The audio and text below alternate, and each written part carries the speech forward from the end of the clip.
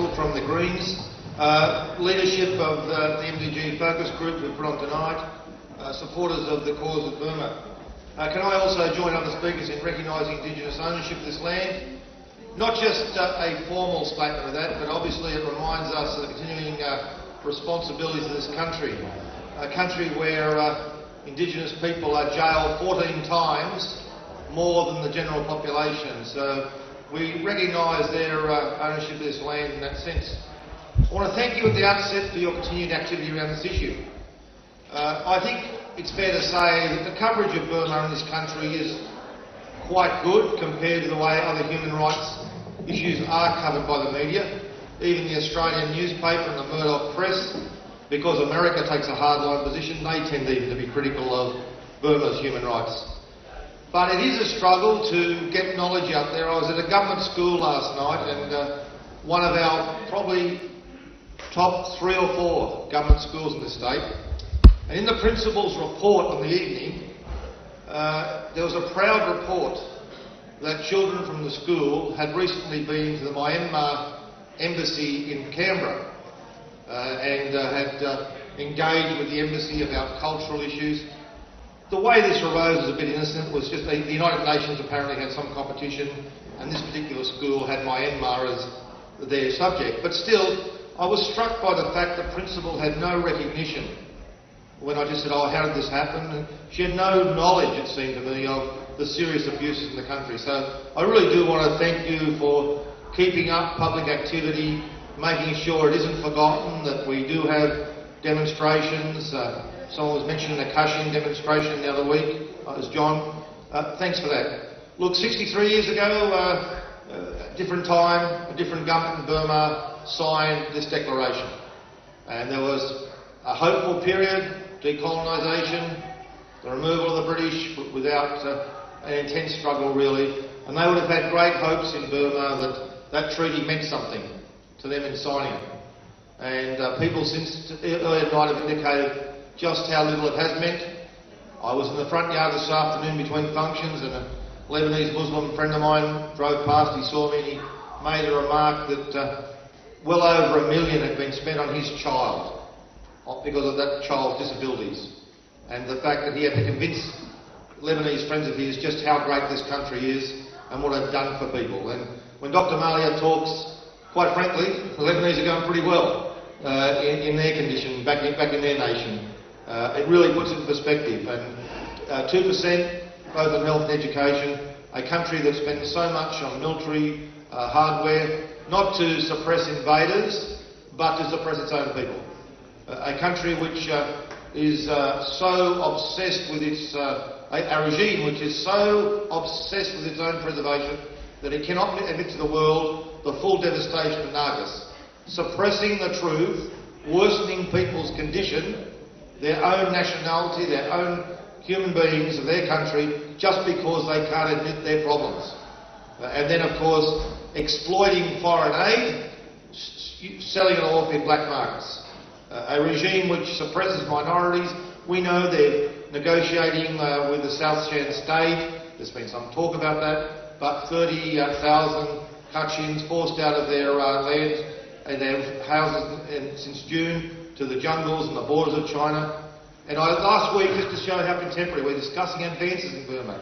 But the Guardian Weekly from Britain last week, an article on the condition of Rohingyas, those that are in Bangladesh. They're not there because they like the atmosphere there or they like being with other Muslims. They're there because they've been forced out of Burma.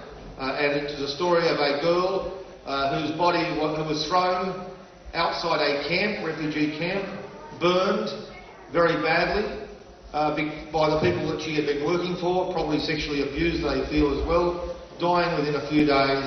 And that's the situation of another ethnic minority in Burma. And the Guardian Weekly made this comment at the end.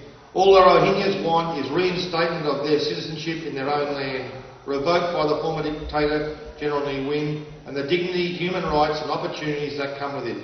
Only then can a democratic Burma be legitimate in the eyes of its people, the South Asian region and the international community. Perhaps then the suffering of the young Rohingya girl and so many like her will not have to be in vain. So we do say there have been advances.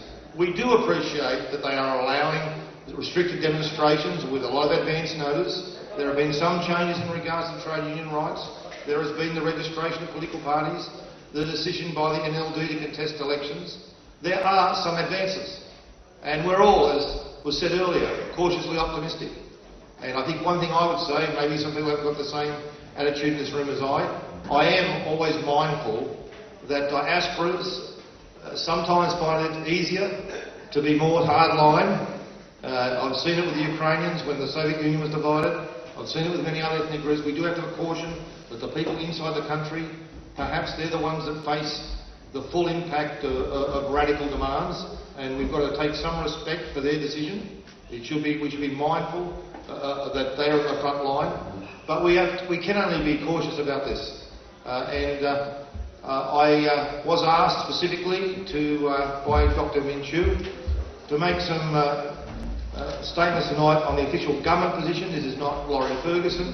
This is what the latest position from the Foreign Minister's office, so I just convey this. Australia believes that Burma is, as we all know here, not at a turning point.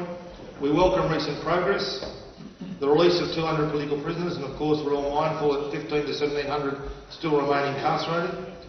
The 2nd December announcement that the National League for Democracy will contest upcoming elections and revisions to a range of laws, including labour unions and political parties, are welcome. However, the Foreign Minister and Prime Minister have made clear more still needs to be done. Burma's current positive trajectory is far from guaranteed. Particularly important is the question of Burma's upcoming by-elections, that they be free and fair. They are due to be held in the coming months, but no date has been announced. Australia also urges the peaceful resolution of Burma's long-running ethnic conflicts, particularly, of course, as we all know, recent months in the Kachin state. We welcome reports that some steps have been made towards formalising ceasefires and underline that further progress on these issues should be a high priority. Australia is committed to assisting reform and alleviating poverty through our substantial aid program, the second largest donor in the country, almost $50 million in 2011-12. And that focuses, you might be aware, on health, education and agriculture. Australia calls on our friends in the international community to look closely at what more can be done to support reform in Burma at this critical time. We welcome the Secretary-General's announcement Secretary Clinton's announcement during a recent visit that the US will lift restrictions on technical assessment missions by the IFI and the UNDP mandate. Lifting restrictions on these organisations' operations in Burma has been a focus of Australian advocacy for some time. So that is the official position. It is, of course, saying that we will be mindful of the need for further change, that we are not convinced that Burma has necessarily determined upon a genuine road to democracy. And I just want to say again, I thank you for your activity. I remain ready with members of Parliament from all political parties. Even the coalition members have been, some of them have been very active on this issue. Thanks for the opportunity part of this evening and the fact that you have held an event to recognise this important international convention. Thank you.